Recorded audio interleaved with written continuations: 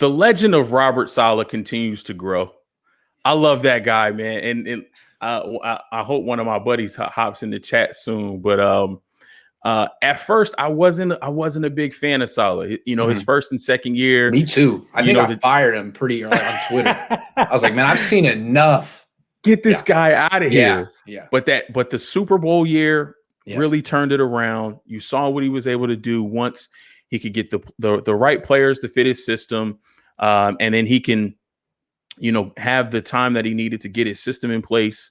And then in the following year, when you lose your best pass rusher, you have injuries all up and down the defensive line where the pass rush is, you know, the heart and soul of your defense. You lose your best corner.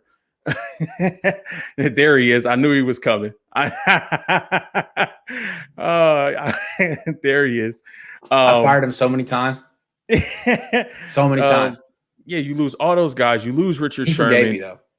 And still have a top 5, top 10 defense with all that he had, you know, by the end of his tenure with the 49ers. I absolutely loved Robert Saleh. The legend of Saleh grows, you know, how humble he is. For those of you that haven't seen it or don't know, let me quickly pull this up. Yeah, I'll give you a quick little funny story. We just had our bigs out there, and we were going through, and the horn blew for practice to be over, and I started to take my normal spot behind the huddle to listen to the head coach speak, and I was like, oh shoot, that's me. So, man, let me tell you. No, it was. Let me tell you about Robert Saleh real quick, because I don't think anyone knows Robert Saleh better than me in the media.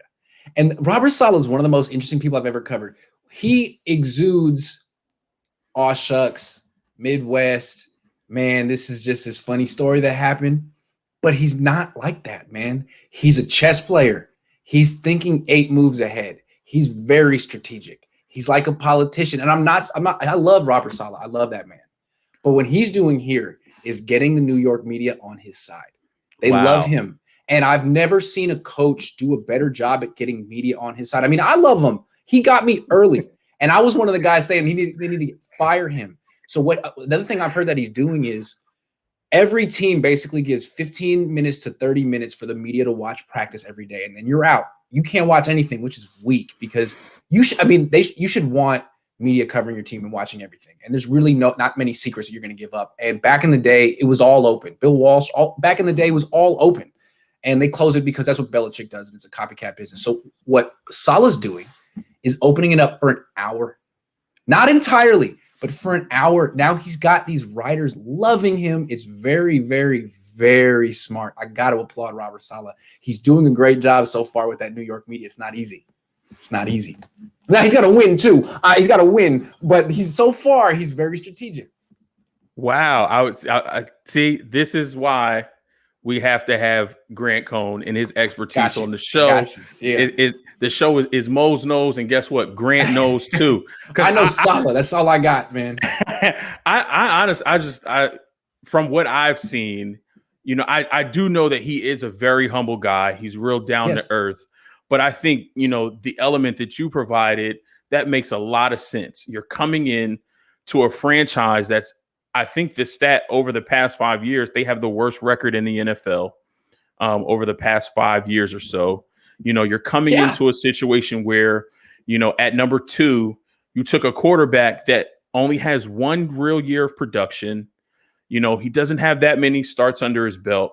A lot of people are looking at him like, can he really take this job as the starting quarterback for the New York Jets in this type of media market and perform well? You have all of these negative things against you. And the one thing in that particular market that you cannot have against you is the media. Because once they get a hold of you, and once everything that they put out is negative after negative after negative, it's a downward, it's an avalanche fall from there, man. Yeah, absolutely. And he's doing a very good job. You know, he said he's humble. I don't really know what Robert Saleh is, man. I don't. And I love Robert Saleh. I think he's just as confident as Kyle Shanahan is. That doesn't make him not humble. But Kyle Shanahan wears his ego on his sleeve. I mean, he's so not calculated. I mean, he couldn't do it. At least I don't see him that way. He does not think 2 moves ahead. He's just out there. Saleh's the same way, except he doesn't show that. He's very buttoned up and conservative, and because he's not Mike Shanahan's son, you know, he had to create this life for himself, and he's beaten the odds already. I mean, just to become a position coach in the NFL, he's the first. I think he was the only Muslim coordinator. Now he's the first Muslim head coach. I mean, he's not nepotism. He's not Mike Shanahan Jr.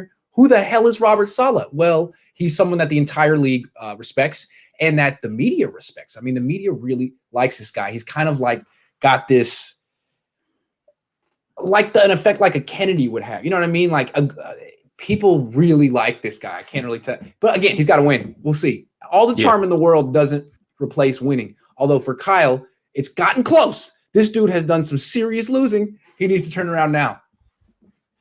Yeah, blowing 2 Super Bowl leads. Yeah. Good thing his last name's Shanahan. Otherwise, they wouldn't accept it. Yeah. I was gonna say the nepotism is in full effect with Shanahan blowing 2 Super Bowl leads. And now I'm not gonna point the finger at Shanahan at nepotism, because that's what people said about me forever. I'm just saying you got to give Saleh credit. Like he's not supposed to be here.